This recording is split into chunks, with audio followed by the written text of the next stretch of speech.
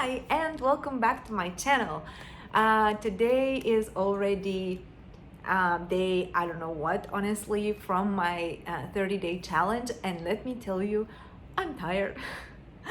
I don't know. I mean, a couple of realizations that I had making videos, not the most, not the scariest thing in the world. However, because I'm not batch recording, I am recording every day.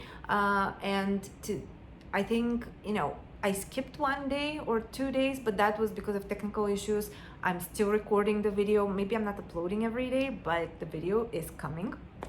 And yeah, it's a little bit tiring. Yesterday, especially, I felt very, just empty, I guess would be the word.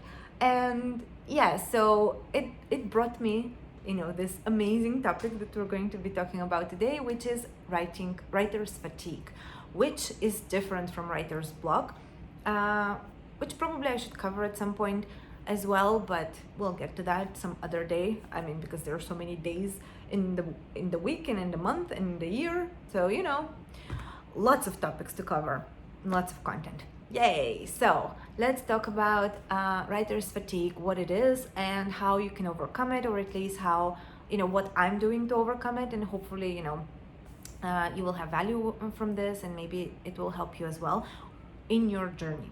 So what is writer's fatigue? I cannot speak today. Sorry about that. But yes, what is writer's fatigue? Yes, said that correctly even. Okay, so that is actually just the emotions, right? The emptiness you feel once you've been writing for quite a long period of time.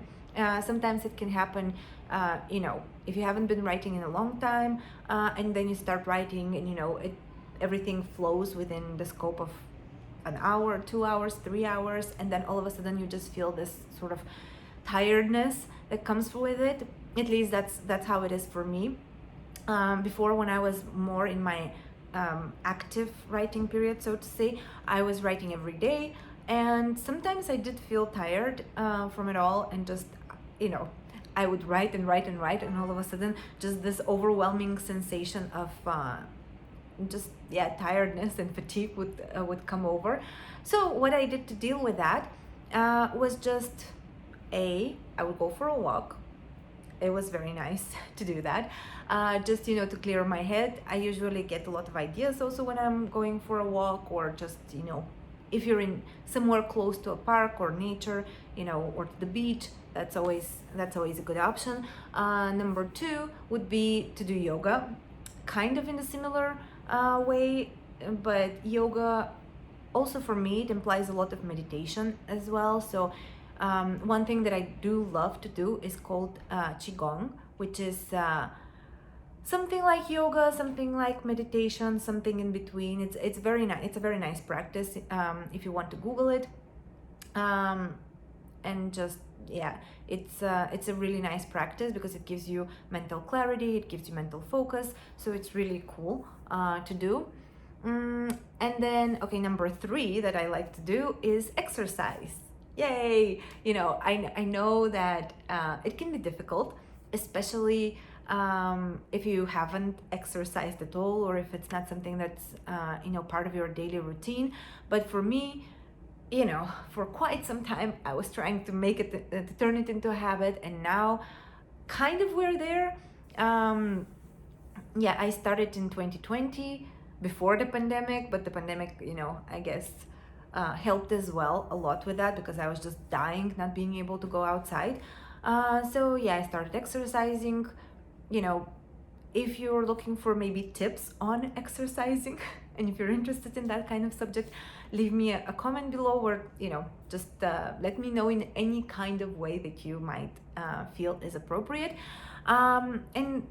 So exercising, always a good idea. You can do it at home, you can go out as well, which is another great way to get just to get more mental, I would say just mental clarity overall, because when you're writing, I don't know, you tend to think a lot because you need to think about your sentences, you need to think about the plot, you need to think about your characters. So overall there's a lot of mental processes that are happening. So just doing something physical would help with just, getting rid of that mental fatigue.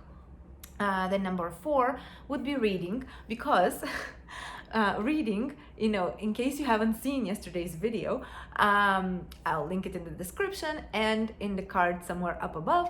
But yes, reading can reduce stress levels tremendously. It's better than watching a movie. It's better than watching whatever, just looking at the screen. It's so much better to just go and read. Personally, I prefer physical, like hardcover or paper cover books, but also Kindle is another option. So yeah, just the process of reading can also help you just get out of your head, get your thoughts out of the gutter, so to say. So yes, and then number 5 would be to just talk to a friend or just talk to somebody, because especially in this day and age, when you're spending so much time at home, it can get really lonely, honestly, especially if you haven't spoken to a person. If you live alone, maybe, at least this was the case for me. I was just writing and writing, and that was it. And the only human interaction that I had with someone was maybe going to the shop and buying something. That was it. That was my human interaction for the day. And that was honestly very, sad. Not so fulfilling. But it's still human interaction. So, going for the bare minimum here. So yeah, talking to a friend can also greatly reduce stress, and it can help you get clarity. Another thing that I used to do when I was a kid, I think it was the first time that I ever wrote anything, and I was working on my very first story. I was talking to a friend of mine, and I remember we would just walk in circles during gym class, because for some reason we didn't do anything during gym class. So with her, because she was also working on her story and I was working on mine, we would just talk about our stories, give ideas to each other, because we both liked fantasy, but we didn't want to make it cliched. So we had amazing ideas about magical objects such as household dust. That for some reason we wanted to make it yes. Anyway, so household dust in my story was this, just you just gather all the dust in one place, and then all of a sudden it has magical properties, and you can do it, you can use it in spells and such. So yes, exciting times. But that was really interesting and very cool to do, because it just gives you so many ideas, and it gives you it can also help you just develop the plot that you're thinking about. And even sometimes I would just talk to my friends who would listen, because not everyone wants to listen. So in case your friends don't want to listen to these things, don't burden them with them. But if you do have someone who wants to help, wants to lend a helping ear, so to say, take advantage of that. Just maybe talk about your plot even, and in case you do have writer's block, maybe that is the way to overcome it. We'll find that out in another video. So for today, that is it. I'll see you again tomorrow. Bye.